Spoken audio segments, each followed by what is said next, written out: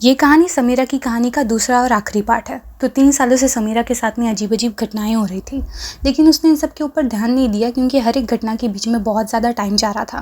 लेकिन कल जो उसके साथ में हुआ था, जब वो पाइप पे खड़ी थी और ज़ोर से उसका पाँव किसी ने तो भी नीचे से खींचा था और उसको समझ नहीं आया था। जब से वो चीज़ हुई थी ना, तब से समीरा बहुत ज़्यादा डरी-डरी रहने लग गई थी। आजकल उसको ऐसे महसूस हो रहा था जैसे उसको कोई तो देख रहा है। वो उसको दिखाई तो नहीं दे रहा, लेकिन उसको ऐसा लगता था कि उसके ऊपर कोई तो नज़र रखे हुए हैं और उसको हमेशा ऐसी ठंडी सी महसूस होने वाली। उसको ऐसे लगता था जैसे अजीब सी बदबू आ रही है उसके आसपास से।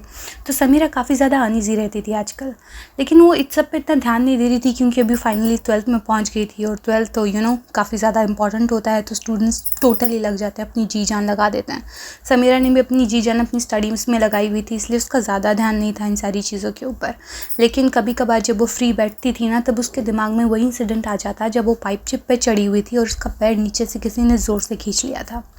फिर एक दिन समीरा जब स्कूल जाती है, तब अगेन वही अपने जो उसका खाली फ्लोर वाला स्कूल था ना, वहाँ क्लास थी, वहाँ पर समीरा जाती है। तो जब वो एंटर करने वाली थी क्लासरूम में कि ना, उसको पीछे से आवाज़ें आने लगती है, समीरा यहाँ आओ, समीरा यहाँ। उसको लगा कि उसकी बेस्ट फ्रेंड उसको आवाज़ दे रही है, तो उस आवाज़ का पीछा करते करते एक खाली क्लासरूम में घुस गई। अब ये जो क्लासरूम था ना, वो काफ़ी ज़्यादा अंधेरा वाला था, काफ़ी एम्प्टी था। तो जब वो वहाँ पर घुसी ना, तो उसको कोई दिखाई नहीं दिया। तो बोली, उसने आवाज़ दी अपनी बेस्ट फ्रेंड को, मीरा तू यहाँ पर है। लेकिन मीरा की तो कोई आवाज़ नहीं आई। तो समीरा को लगा कि शायद उसके कान बज रहे थे। तो वापस जैसे ही वो जाने को पलटी ना, उसने देखा कि दरवाजे के पास में कुछ तो काला सा साया खड़ा है। अब ये देख के समीरा बहुत ज़्यादा डर गई, लेकिन काफ़ी रिलीजियस थी, तो उसने बहादुर बनते हुए ना दुआएं पढ़ना स्टार्ट कर दिया। तो जैसे जैसे वो दुआएं पढ़ रही थी ना, वो साया अचानक से डिसअपियर हो गया। तो अभी जो समीरा थी ना, वो बहुत ज़्यादा डर गई थी और उसने कंफर्म कर लिया था कि उसके पीछे कुछ तो लगा हुआ है। तो वो घर पे गई और उसने अपनी मम्मी को ये चीज़ बताई। अभी मम्मी ने बोली, ये बाबा बहुत भारी चीज़ है, हम इसे इग्नोर नहीं कर सकते। और फिर समीरा को सारी की सारी चीज़ें याद आने लगी कि कैसे उस दिन उसका पैर किसी ने खींच लिया था, जिसकी वजह से वो पानी के बड़े वाले गड्ढे में गिर गई थी।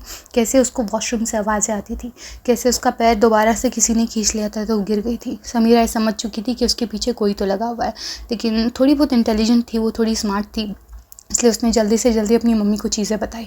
अब ये जो मम्मी थी ना, उन्होंने जल्दी से जल्दी मौलाना के पास बात की है। तो मौलाना ने उसको बुलाए और फिर उसका इलाज वगैरह किए। तो पता चला कि हाँ, समीरा के पीछे ना एक जिन पड़ा हुआ है 3 साल से, लेकिन है ना उसको ज़्यादा परेशान नहीं करता, उसको ओकेजनली टाइम पर है ना परेशान करने के लिए आ जाता था।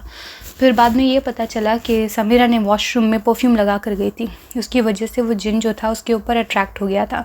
और अभी उसको हटाने के लिए ना मौलाना ने कुछ तो रिचुअल्स परफॉर्म करने के लिए कहा। उनको एक पपाया दिया और कुछ चीज़ें दी। उनको कहा कि किसी कब्रिस्तान में ले जाकर इसको गाड़ दो। फिर उसके बाद में इसकी जो मम्मी थी ना, समीरा की मम्मी थी, उसने अपने भाई को और अपने देवर वगैरह को इसके बारे में बताया।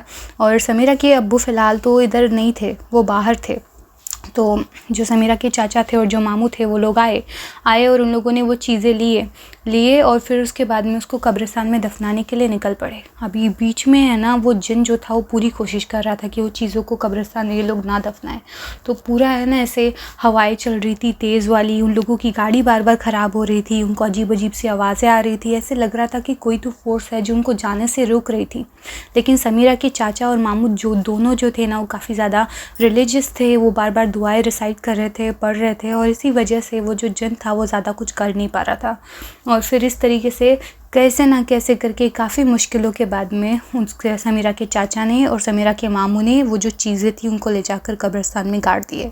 और जैसे ही उन्होंने गाड़े ना, उनको ज़ोर से आवाज़ें आने लगी, चीखने चिल्लाने की, लेकिन उन्होंने सुने नहीं। उस चीज़ों को कब्रिस्तान में गाड़े और चलने लगे। उनका ऐसा था कि चीज़ें गाड़ने के बाद में ना पीछे मुड़ के नहीं देखना था। फिर जैसे ही वो बाहर जा रहे थे ना कब्रिस्तान से, उनको अजीब अजीब सी आवाज़ें आ रही थी, ऐसे लग रहा था जैसे उनको कोई बुला रहा है।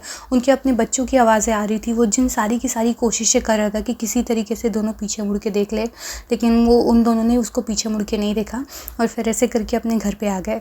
अब यहाँ पर समीरा की भी तबीयत जो कि ख़राब हो गई थी काफ़ी दिनों से, लेकिन वो अभी बेटर फील कर रही थी, धीरे धीरे रिकवर कर रही थी।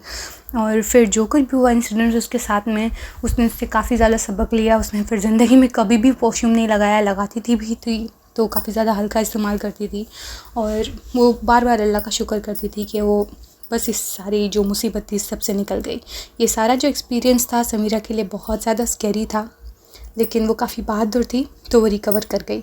वेल, आप क्या सोचते हो समीरा की इस कहानी के बारे में मुझे कमेंट में बता सकते हो, और मैं मिलती हूँ आपसे अगली वीडियो में। तब तक के लिए अपना ध्यान रखिए।